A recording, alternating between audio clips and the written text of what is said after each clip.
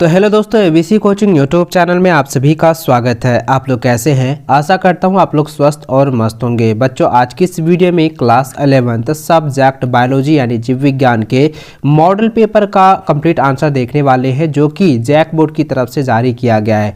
तो सभी विद्यार्थी इस वीडियो में शुरू से लेकर अंत तक बने रहेंगे। बता दो दोस्तों, इस बार जो है आपकी बोर्ड एग्जाम में जो है समय 1 घंटे का दिया जाएगा। फुल मार्क जो है 40 रहने वाला है। कुल प्रश्नों की संख्या 40 रहेगी। सभी प्रश्न जो है 1 अंक होगा और सभी प्रश्न में 4-4 विकल्प भी दिए जाएंगे। जो सही विकल्प होगा उसको मार्कशीट पर गोले को अच्छे से काला करना है। साथ ही दोस्तों, एग्जाम से पहले आपको मार्कशीट पर जो है अच्छे से प्रैक्टिस बना लेनी है। प्रैक्टिस अच्छे से आप लोगों को मार्कशीट का कर लेना है। और बच्चों, वीडियो में आगे बढ़ने से पहले वीडियो को अपने सभी दोस्तों के साथ शेयर करते हुए लाइक जरूर कीजिएगा। और बच्चों, आप सभी से रिक्वेस्ट है, चैनल पर नए हैं चैनल को सब्सक्राइब करने के साथ बेल आइकन को भी प्रेस जरूर कर लेंगे, ताकि आगे भी इसी प्रकार की वीडियो आप लोगों को मिलती रहे। तो चलिए बच्चों, क्वेश्चन की ओर चलते हैं। तो देखिए बच्चों, सबसे पहला क्वेश्चन दिया गया है कि अंतरिक्ष यात्री निम्न में से किसका उपयोग पूरक भोज्य पदार्थ के रूप में करते हैं। तो बच्चों देखिए, कई बार एग्जाम में ना ये सवाल पूछा गया है पूरक भोज्य के रूप में कि कौन सी जो है अंतरिक्ष यात्री जो है लेकर जाते हैं। ठीक है, तो इसका जो सही आंसर होगा ऑप्शन नंबर बी, इसका सटीक आंसर होगा स्पाइरुलिया तथा क्लोरेला। ठीक है, तो ऑप्शन बी इसका सही एकदम उचित आंसर होगा। इसको आप लोग कॉपी में नोट कर लीजिएगा। और एग्जाम से बच्चों आप सभी से कहना चाहूंगा कि इसे जो है अच्छे से रट लीजिएगा, क्योंकि इस बार जो है ना कई सारे क्वेश्चन जो है आपके डायरेक्ट जो है मॉडल पेपर से ही पूछे जाएंगे। लगभग क्वेश्चन जो है मॉडल पेपर से आने वाला है, इसलिए इसको आप लोगों को अच्छे से रिवीजन कर लेना है, याद कर लेना है।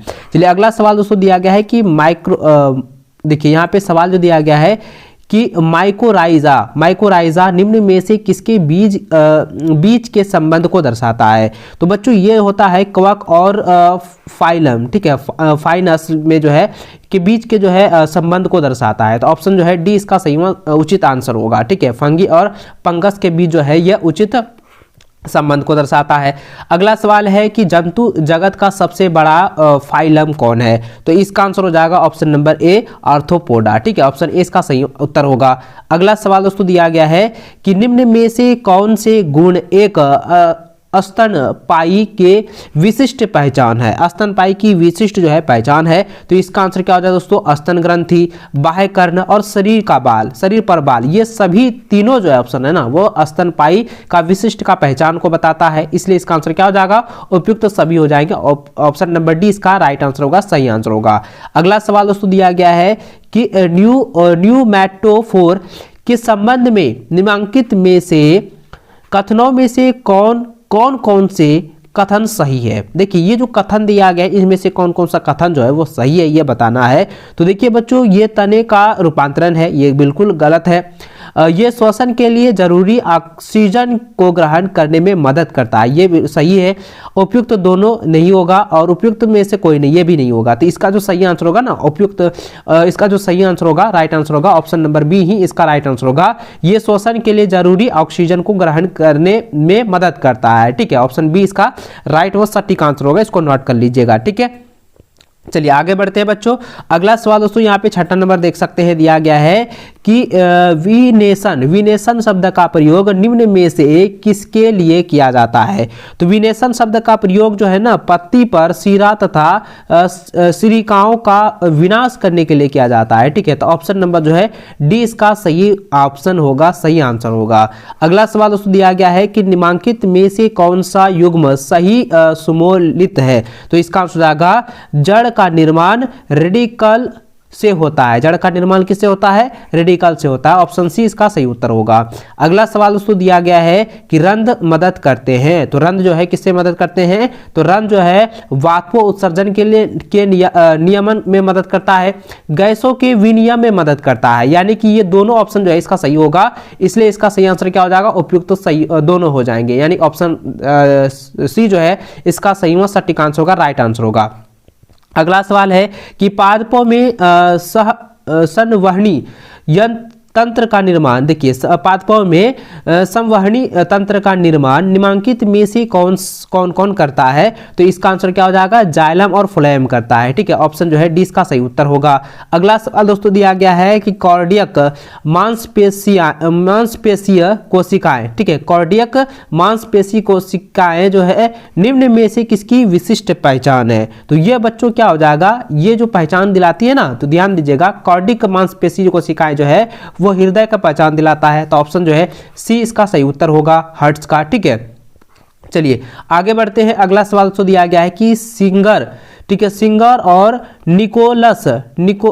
निकोलसन द्वारा दिया गया फुट्स मोजायक मॉडल का संबंध निम्न में से किससे है? तो देखिए कई बार ये सवाल रिपीट किया गया है, कोशिका झिल्ली होगा इसका आंसर, ऑप्शन सी इसका सही उत्तर होगा। ठीक है, बहुत बार एग्जाम में पूछा जा चुका है। अगला सवाल दोस्तों दिया गया है कि सही सुमेलित युग्म का चुनाव कीजिए। तो यहाँ पे जो है सही सुमेलित चुनाव करना है। तो देखिए यहाँ पे क्या हो जाएगा बच्चों, ऑप्शन नंबर बी इसका सही आंसर होगा। ठीक है, ये जो होगा देखिए एमाइलोप्लास्ट जो है वो प्रोटीन का जो है निर्माण करता है। ठीक है, तो यहाँ ऑप्शन बी जो है इसका सही उत्तर होगा।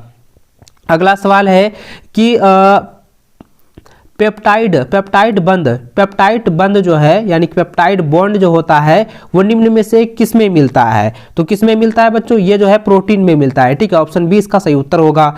अगला सवाल दोस्तों यहाँ पे दिया गया है कि निम्न में से कौन सा, यानी कि कौन कौन से कथन सही हैं? ये 4 गो जो कथन दिया गया उसमें से बताना कौन सही है। तो देखिए दोस्तों यहाँ पे क्या है कि रुबिस्को जो है एक संपूर्ण जैव मंडल में सबसे अधिक पाया जाने वाला प्रोटीन है, ये बिल्कुल सही कथन है। और डीएनए और आरएनए को आनुवांशिक पदार्थ के नाम से भी जाना जाता है, यह भी कथन सही है। देखिए कोलेजन जंतु जगत में सबसे अधिक पाया जाने वाला प्रोटीन है, यह भी बिल्कुल सही कथन है। यानी कि तीनों ऑप्शन जो है एकदम सही होगा, इसलिए इसका सही आंसर क्या आ जाएगा? उपयुक्त तो सभी हो जाएंगे। ठीक है, ऑप्शन डी इसका राइट आंसर होगा। अगला सवाल दोस्तों दिया गया है कि काइज्मा का निर्माण मियासिस के निम्न चरणों में किस चरण में होता है? तो मियासिस के किस चरण में जो है काइज्मा का प्रयोग होता है? तो इसका होता है कि डेप्लोटीन में। ठीक है, तो ऑप्शन नंबर ए इसका सही आंसर होगा, डेप्लोटीन। ठीक है, इसको नोट कर लीजिएगा, इसको याद करते जाएंगे। अगला सवाल दोस्तों दिया गया है कि समजातीय गुणसूत्रों के जोड़े से बनी संरचना किस नाम से जानी जाती है? तो यह जो है किस नाम से जानी जाती है दोस्तों? ये वायलेट के नाम से जाना जाता है, उसके बाद टेट्रास के नाम से भी जाना जाता है, यानी कि ये हो जाएगा उपयुक्त सभी। ठीक है, तो ऑप्शन जो है सी इसका सही आंसर होगा, सही उत्तर होगा, इसको नोट करते जाएंगे। चलिए आगे बढ़ते हैं। अगला सवाल 17 नंबर देखें, दिया गया है कि मियासिस से संबंध निम्न कथनों में से कौन सा कथन सही है? तो बच्चों यहाँ पे जरा ध्यान दीजिएगा, मियासिस से संबंधित पूछा गया है कि यह युग्मक के निर्माण में मदद करता है, ये बिल्कुल सही कथन है। इसे अर्धसूत्री विभाजन के नाम से भी जाना जाता है, ये बिल्कुल सही कथन है। मरियान के दौरान, मियासिस के दौरान जो है गुणसूत्रों की संख्या आधी रह जाती है, यह भी बिल्कुल सही कथन है। यानी कि तीनों ऑप्शन जो है इसका सही होगा, इसलिए इसका आंसर क्या हो जाएगा? उपयुक्त तो सभी आंसर जो है, सभी कथन जो है सही होगा, ऑप्शन डी इसका राइट आंसर होगा। अगला सवाल है कि जल के विघटन का संबंध निम्न में से किससे है? तो जल का विघटन का संबंध जो है वो पीएस सेकेंड से, ठीक है, पीएस सेकेंड से है, तो ऑप्शन नंबर बी इसका सही उत्तर होगा, सही आंसर होगा। अगला सवाल है कि निम्न में से कौन सा कथन सही नहीं है? तो देखिए जरा ध्यान दीजिएगा बच्चों, ये कई बार एग्जाम में पूछा जा चुका है, रिपीटेड सवाल है कि देखिए कैल्विन चक्र को C3 चक्र के नाम से भी जाना जाता है। ठीक है, ये एकदम बिल्कुल सही कथन है। उसके बाद जरा ध्यान दीजिएगा, कहता है कि हाइड इसके चक्र को C4 चक्र के नाम से भी जाना जाता है, ये सही कथन सही है। उसके बाद क्रॉन्ज शारीरिक C4 पौधों की विशिष्टता, ये सही कथन है। उसके बाद जरा ध्यान दीजिएगा दोस्तों, यहाँ पे चौथा जो ऑप्शन दिया गया है कि C4 पौधों में देखिए एक्सलो एसेटिक अम्ल कार्बन डाइऑक्साइड का प्राथमिक ग्राही है, ये कथन नहीं है। ठीक है, ये सही कथन नहीं है, इसलिए इसका आंसर क्या हो जाएगा? Option D is the right answer. ठीक है, ऑप्शन डी इसका सही आंसर होगा। चलिए आगे बढ़ते हैं। अगला सवाल दिया गया है कि रक्त में ऑक्सीजन का परिवहन मुख्य रूप से किस रूप में होता है? तो बच्चों इसका आंसर क्या हो जाएगा? यह जो है ऑक्सीजन हीमोग्लोबिन के रूप में होता है। ठीक है, ऑक्सी हीमोग्लोबिन, ऑप्शन बी जो है इज द राइट आंसर होगा, सही आंसर होगा। अगला सवाल दिया गया है कि एक सामान्य श्वसन के दौरान वायु की वह मात्रा जिसे शरीर के अंदर लिया गया है या फिर शरीर से बाहर छोड़ा गया हो कहलाता है। तो छोड़ा गया हो क्या कहलाता है, वो कहलाता है टाइडल आयतन। ठीक है, ऑप्शन जो है डी इसका सही आंसर होगा। ठीक है, टाइडल वॉल्यूम कहलाता है। चलिए अगला सवाल तो दिया गया है कि लाल रक्त कण के संबंध में से कौन सा कथन सही नहीं है, यानी कौन सा कथन जो है सही नहीं है ये बताना है। तो बच्चों जरा ध्यान दीजिएगा, यह उभय अवतल, ठीक है, उभयो अवतल आकृति का होता है, ये कथन सही है। इसकी जीवन की अवधि औसत जो है 120 दिनों की होती है, ये सही है। प्लाही का लाल रक्त कण का कब्रिस्तान भी कहा जाता है, ये भी सही है। और देखिए ऑप्शन नंबर डी दिया गया है कि इनमें जो है ल्यूकोसाइट्स के नाम से भी जाना जाता है, ये बिल्कुल गलत है। ठीक है, ये कथन जो है बिल्कुल गलत है। तो ऑप्शन जो है डी इसका सही आंसर होगा। ठीक है, इसको नोट कर लीजिए। चलिए आगे बढ़ते हैं। अगला सवाल दोस्तों 23 नंबर दिया गया है कि एरिथ्रोब्लास्टोसिस फिटेलिस निम्न में से किससे संबंधित है। तो इसका आंसर क्या हो बच्चों, ये हो जाएगा RH माता और RH+ VE पिता किससे संबंधित है। ऑप्शन जो है ए इसका सही आंसर होगा। ठीक है, नोट कर लीजिएगा। चलिए आगे बढ़ते हैं। अगला सवाल तो यहाँ पे 24 नंबर दिया गया है कि द्विविलीय कपाट निम्न में से किसके बीच में पाई जाती है। तो किसके बीच में पाई जाती है बच्चों, यह जो है बाया अलिंद और बाया निलय के बीच पाई जाती है। ऑप्शन डी इसका सही आंसर होगा। दोस्तों आपने हार्ट का स्ट्रक्चर तो देखा होगा, उसी से आप लोग यहाँ पे रिलेटेड सवाल पूछा गया है। चलिए आगे सवाल देखिए दोस्तों, यहाँ पे दिया गया है कि बेसोप्रेसिन को इन नाम से भी जाना जाता है। तो यानी कि बेसोप्रेसिन का दूसरा नाम पूछा गया। तो बेसोप्रेसिन का दूसरा नाम क्या होता है, एंटी डाई यूरेटिक हार्मोन। ठीक है, तो ऑप्शन जो है ए इसका सही आंसर होगा, सही उत्तर होगा। अगला सवाल दोस्तों दिया गया है कि पीसीटी यानी कि समीपस्थ समवालित नलिका से संबंधित निम्नलिखित कथनों में से कौन सा कथन सही नहीं है, यानी कौन सा कथन जो है गलत है, ये सवाल पूछा गया है। तो बच्चों जरा ध्यान दीजिएगा कि यह जो है ब्रशनुमा संरचना युक्त सरल क्यूबोल्डल्स कोशिका की से स्थित होती है, ये कथन जो है सही है। उसके बाद दोस्तों यह दिया गया है कि यह जो है पुनरावशोषण तथा श्रवण का मुख्य भाग है, ये बिल्कुल जो सही है। उसके बाद यह है इसमें जो है पोडोसाइट पाए जाते हैं, ये पोडोसाइट जो है इसमें नहीं पाया जाता है। ठीक है, पीटीसी में जो है पोडोसाइट नहीं पाया जाता है, ये ऑप्शन जो है गलत होगा। ऑप्शन सी इसका सही आंसर होगा इसमें। ठीक है, क्योंकि यहाँ पे पूछ रहा है ये कथन सही नहीं है, कौन सा होगा, तो ऑप्शन सी होगा इसका सही उत्तर। आगे बढ़े। अगला सवाल दोस्तों दिया गया है कि आर्गन ऑफ कार्टी का संबंध निम्न में से किससे है। तो देखिए कई बार ये सवाल पूछा गया है, रिपीटेड क्वेश्चन है। इसका आंसर क्या हो जाएगा, कर्ण हो जाएगा। Option be the right answer होगा, यानी कि कान। ठीक है, इसको आप लोग नोट कर लीजिएगा। चलिए आगे बढ़ते हैं। अगला सवाल दोस्तों दिया गया है कि नेत्र की सबसे भीतरी परत क्या कहलाती है। तो नेत्र की सबसे भीतरी परत को हम लोग क्या कहते हैं, रेटिना कहते हैं। ठीक है, ऑप्शन सी जो है इसका सही आंसर होगा।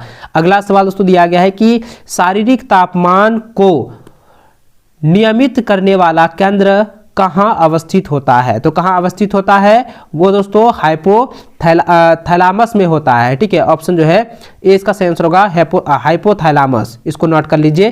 चलिए आगे बढ़ते हैं। अगला सवाल दोस्तों दिया गया है कि निम्न में से कौन से हार्मोन का स्राव न्यूरोहाइपोफाइसिस के द्वारा होता है। न्यूरोहाइपोफाइसिस से होता है, कौन कौन सा हार्मोन जो है स्रावित होता है, ये पूछा गया है। तो बच्चों इसका आंसर क्या हो जाएगा, ऑक्सीटोसिन और वेसोप्रेसिन नामक जो हार्मोन होते हैं, ये दो हार्मोन जो है न्यूरोहाइपोफाइसिस के द्वारा जो है ये स्रावित होता है। ठीक है, तो ऑप्शन जो है ए इसका सही उत्तर होगा। चलिए आगे बढ़ते हैं। अगला सवाल तो दिया गया है कि निम्न में से किसे जो है आपातकालीन हार्मोन के नाम से भी जाना जाता है। तो आपातकालीन हार्मोन किसको कहा जाता है, एड्रीनालिन को कहा जाता है। ऑप्शन जो है इसका सही आंसर होगा। ठीक है, इसको आप लोग नोट कर लीजिएगा, एड्रीनालिन। अगला सवाल दिया गया है कि इंसुलिन का स्राव निम्न में से किस कोशिका के द्वारा होता है। तो इंसुलिन की जो स्रावन होता है वो बीटा कोशिका विकास होता है। ठीक है, तो ऑप्शन नंबर जो है बी इसका सही व सटीक आंसर होगा, राइट उत्तर होगा। अगला सवाल दोस्तों ये दिया गया है कि निम्न में से कौन सा हार्मोन अंडाशय के द्वारा स्रावित होता है। तो अंडाशय के द्वारा स्रावित होने वाला हार्मोन कौन सा होता है दोस्तों, ये होता है एस्ट्रोजन और उसके बाद प्रोजेस्टेरोन, ये दोनों होते हैं। ठीक है, तो इसके आंसर क्या हो जाएगा, उपयुक्त तो सभी हो जाएंगे, option C is the right answer. अगला सवाल दोस्तों दिया गया है कि लेडी कोशिकाएं उपस्थित रहती है। तो लेडी कोशिकाएं जो है उपस्थित रहती है, कहां पर होती है बच्चों, यह जो है विल्सन में उपस्थित होती है। ऑप्शन जो है 20 का सही आंसर होगा, यानी ठीक है टेस्टिस में जो है क्या होता है, लेडी सेल्स होते हैं। अगला सवाल दोस्तों दिया गया है कि निम्न में से कौन एंड्रोजन का उदाहरण है। तो एंड्रोजन का उदाहरण कौन सा है, तो इसका आंसर क्या हो जाएगा, ये हो जाएगा टेस्टोस्टेरोन। टेस्टोस्टेरोन हार्मोन जो क्या है, ये एंड्रोजन का एक उदाहरण है। ठीक है, तो option B is the right answer होगा। अगला सवाल 36 नंबर दिया गया है कि फलों के पकने में कौन सा हार्मोन मदद करता है। तो देखिए फलों के पकने में कौन सा हार्मोन जो है मदद करता है, वो एथिलीन हार्मोन जो है मदद करता है, option is the right answer होगा। अगला सवाल है कि पादपों में बुढ़ापे के आने की प्रक्रिया कहलाती है। तो पादपों में बुढ़ापे की आने की प्रक्रिया को क्या कहते हैं बच्चों, इसको हम लोग कहते हैं सेनेसेशन। ठीक है, तो यानी कि ऑप्शन नंबर जो है B is the right answer होगा, सेनेसेशंस। ठीक है, option B is the right answer होगा। चलिए आगे बढ़ते हैं। अगला सवाल तो दिया गया है कि शरीर से उत्सर्जित मूत्र की मात्रा यानी कि औसतन जो है कितनी होती है, यानी कि जो शरीर से उत्सर्जित मूत्र की मात्रा होती है वो औसतन जो है कितनी होती है, सवाल पूछा गया है। तो इसका आंसर क्या होगा दोस्तों, 1.5 लीटर प्रतिदिन होता है। ठीक है, यानी 1.5 लीटर प्रतिदिन जो है इसका औसतन होता है। तो ऑप्शन जो है सी इज द राइट आंसर होगा।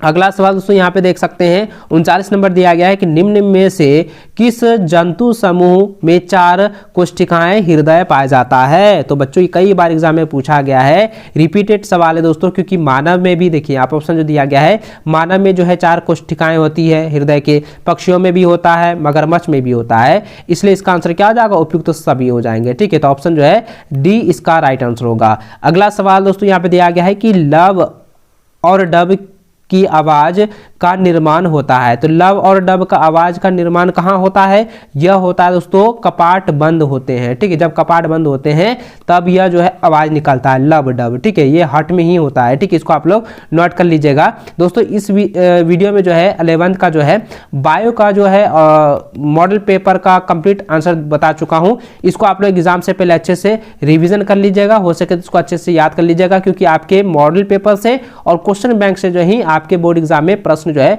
बोर्ड एग्जाम में दिए जाएंगे। ठीक है, इसलिए इसको आप लोग अच्छे से रिवीजन जरूर कर लीजिएगा। चलिए बच्चों इस वीडियो में बस इतना ही, मिलता है नेक्स्ट में, तब तक जय हिंद, वंदे मातरम।